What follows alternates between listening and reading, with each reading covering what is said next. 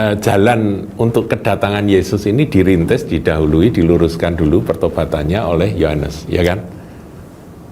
Yang berlekuk-lekuk diratakan, kemudian yang liku-liku diluruskan, gitu. Ini kan kehidupan manusia yang tidak bertobat itu ditobatkan.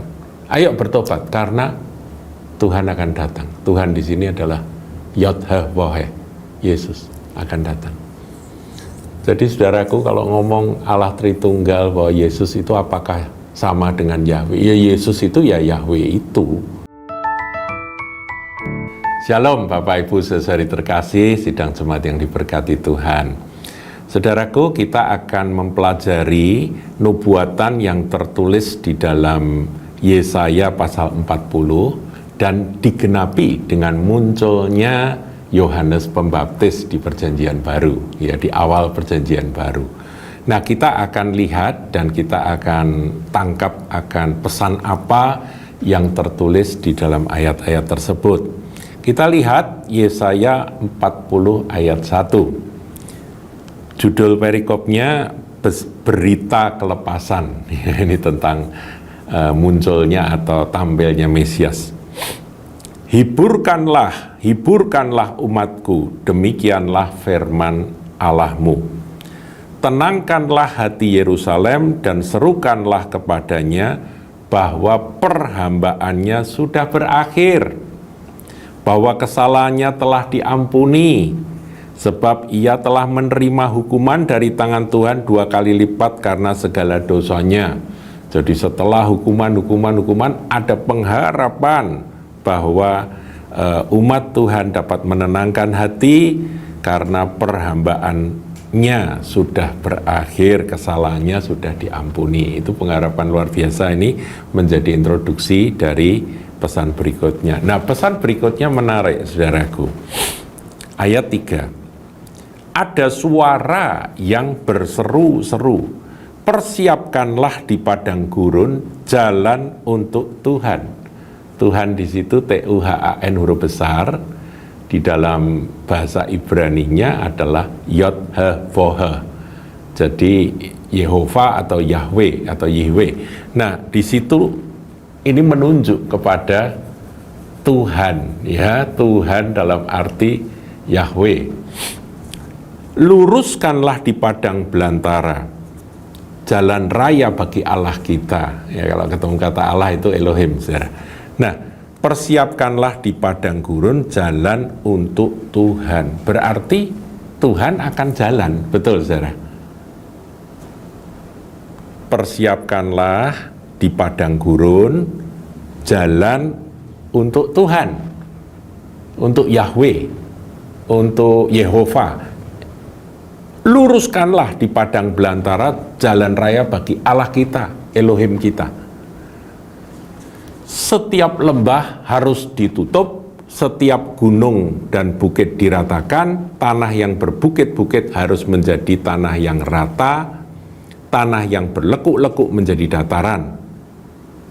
Nah, saudaraku, sampai di sini, kalau kita baca renungkan, ini apa sih nubuatan ini? Bahwa Tuhan akan datang melawat umatnya. Dan kedatangan Tuhan itu harus didahului dengan adanya suara yang berseru-seru, persiapkanlah jalan di padang gurun. Ratakan jalan, luruskan jalan, begitu ya. Bagi siapa? Bagi Tuhan. Tuhan Tuhan huruf besar, yaitu Yod-Heh-Woheh. Nah, saudaraku, ini tergenapi ketika Yohanes Pembaptis tampil di padang gurun. Kita lihat ya, penggenapannya di dalam Matius pasal yang ketiga. Ayat 1. Pada waktu itu tampillah Yohanes Pembaptis di padang gurun Yudea dan memberitakan, bertobatlah sebab kerajaan sorga sudah dekat. Sesungguhnya dialah yang dimaksudkan Nabi Yesaya ketika ia berkata, ada suara orang yang berseru-seru di padang gurun, persiapkanlah jalan untuk Tuhan. Nah, Tuhan di sini kurios, saudaraku ya. Tuhan di sini kurios. Nah, tapi kita tahu bahwa perjanjian baru ini kan ditulis dalam bahasa Yunani, sebelum itu Perjanjian Lama diterjemahkan dalam bahasa Yunani juga yang disebut dengan Septuaginta. Nah, di sana setiap kali ketemu kata Yod-Heh-Voheh, mereka menerjemahkannya dengan kata kurios. Nah, di sini dipakai. Kalau saudara lihat dalam bahasa Yunaninya, di sini persiapkanlah jalan untuk Tuhan, kurios. Tapi, saudaraku, kalau kita mengacu kepada bahasa aslinya itu Yahweh. Gitu. Jadi dengan demikian kita tahu yang dipersiapkan oleh Yohanes itu sebetulnya siapa sih? Yahweh, betul kan? Yahweh kan? Itu yang dipersiapkan oleh Yohanes Baptis. Luruskan jalan, kemudian dia berkhotbah pertobatan begitu ya.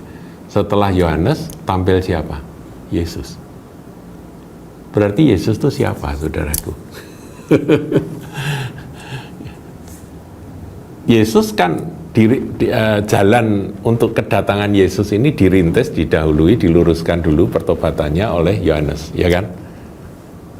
Yang berlekuk-lekuk diratakan, kemudian yang liku-liku diluruskan, gitu. Ini kan kehidupan manusia yang tidak bertobat itu ditobatkan. Ayo bertobat karena Tuhan akan datang. Tuhan di sini adalah Yod-Heh-Voheh. Yesus akan datang. Jadi saudaraku, kalau ngomong Allah Tritunggal bahwa Yesus itu apakah sama dengan Yahweh? Ya, Yesus itu ya Yahweh itu. Ya. Jadi kita nggak usah pusing gitu.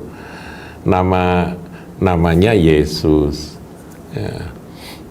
Bapa juga Yahweh, karena baptiskanlah mereka dalam nama Bapa, Anak, dan Roh Kudus. Ya kan? Bapak juga, nama Allah itu juga Yahweh, sama. Yesus juga, kalau Yahweh atau Yehova, saudaraku ya, sama. Jadi tidak usah dipisah-pisah gitu ya, bahwa Yahweh itu Bapa, Yesus itu bukan Yahweh, siapa bilang gitu. Ini jelas sekali, persiapkan jalan bagi dia. Kesatuan antara anak dan Bapa itu memang satu fakta, bahwa Yesus dan Bapa adalah satu, meskipun tidak sama. Paham ya saudaraku ya? Karena Bapa ada satu pribadi sendiri, Yesus anak Allah atau Sang Firman ada satu pribadi sendiri, bahkan Roh Kudus disebut dia yang merupakan satu pribadi juga. Inilah yang diajarkan oleh Alkitab. Jadi saya berharap anak-anak Tuhan jangan mudah dibingungkan, dibikin bimbang, ragu, bingung oleh pengajar-pengajar yang mau menyesatkan dengan macam-macam ayat yang hanya diambil secomot. Kalau kita baca secara urut dari Perjanjian Lama sampai Baru, maka secara hakikat bahwa Bapa, Anak, Roh Kudus itu adalah Allah yang Esa, yang disebut Yahweh. Tuhan Yesus memberkati. Jangan lupa like, comment, share, dan subscribe channel GKBK Hal Semarang.